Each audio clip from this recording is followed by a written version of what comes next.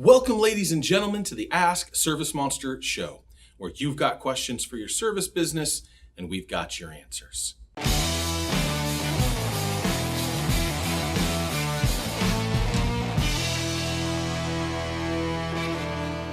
This question comes from Billy.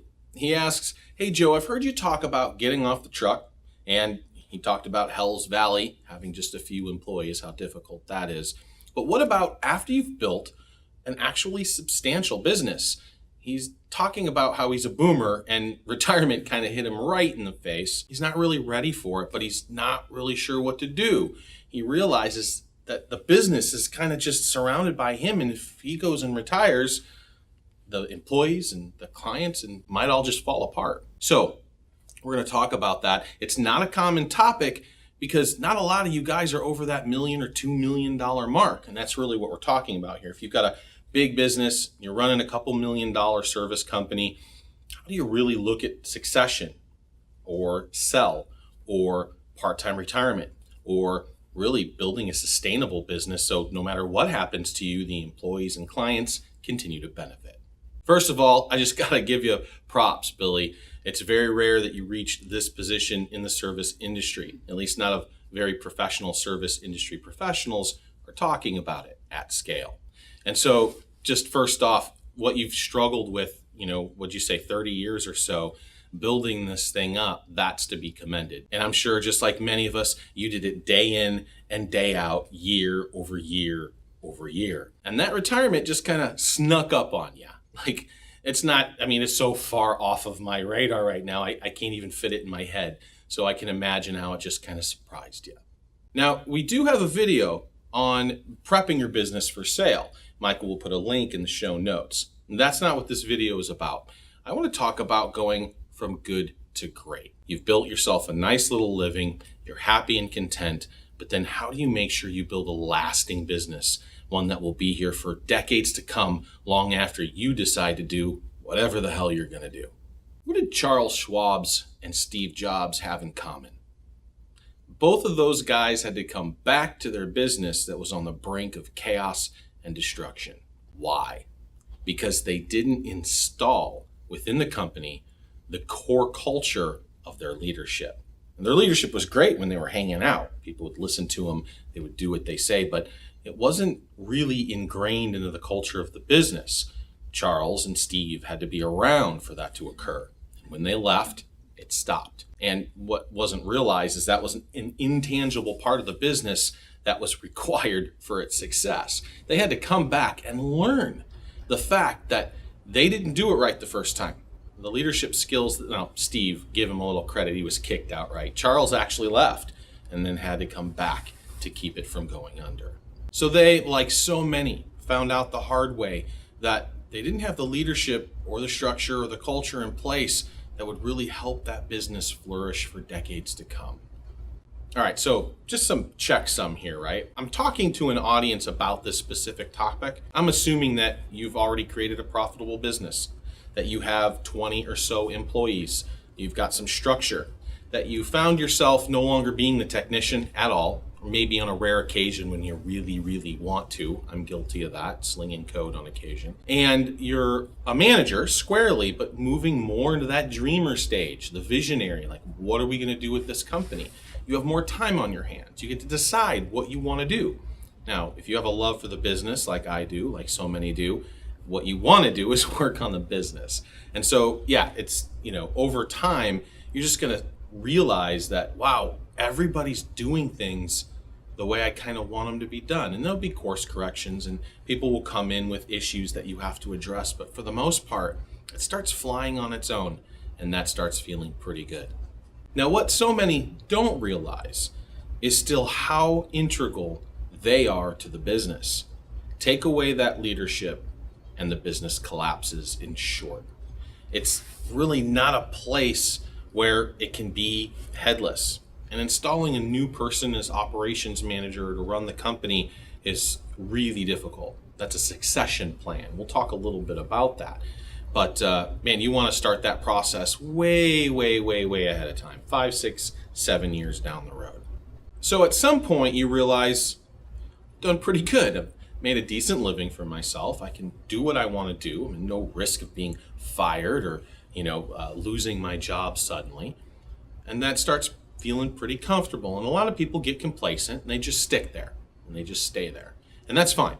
But if you want to start turning this whole business into a real game, the stakes are large, right? But don't get me wrong, like once you're past your bare minimums of expenses for living expenses and you're treating your employees well, this is all monopoly money as far as I'm concerned. And so it is a game. And the risk there, again, compared to what? Death, right? Dismemberment, sickness, losing a child, it's not a big deal.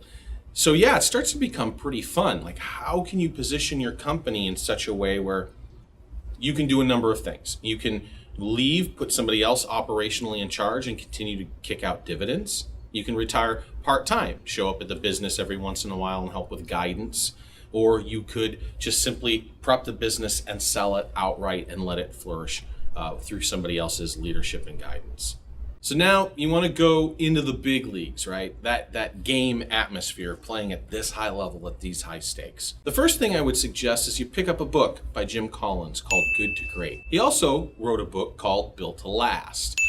Both books I would suggest you kind of pick up if this is your journey, but the Good to Great one, he wrote that after Built to Last, and I really think that key point in there is where he talks about level 5 leadership, and I'll get to that. But Justin will put a picture up here of the book, and I would encourage you to read it. It's a heavy read. It's on my list of top 10 books for service CEOs, but it is a little heavy. There's a lot of data, a lot of research went into it. And they talk about companies, the very best publicly traded Fortune 500 companies.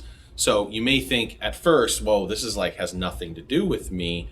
Once you start getting the mindset right, you'll realize, wow, this has everything to do with me.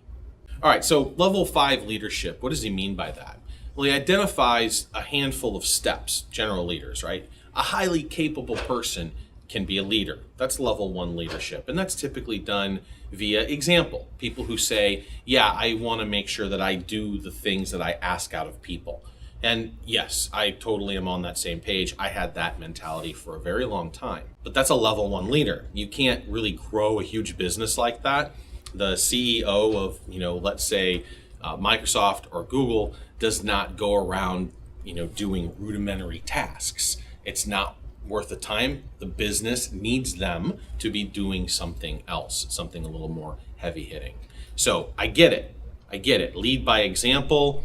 Don't ask people to do what you haven't done. Fair. And in this company, I've done every position here, from sales to marketing to answering the phone for support, training, and so forth. And so while that's true for me, I haven't been on a sales call or support call in, a decade. So does that make me a bad leader? No, I've just moved up the rung. A level 2 leader is identified as a contributing team member.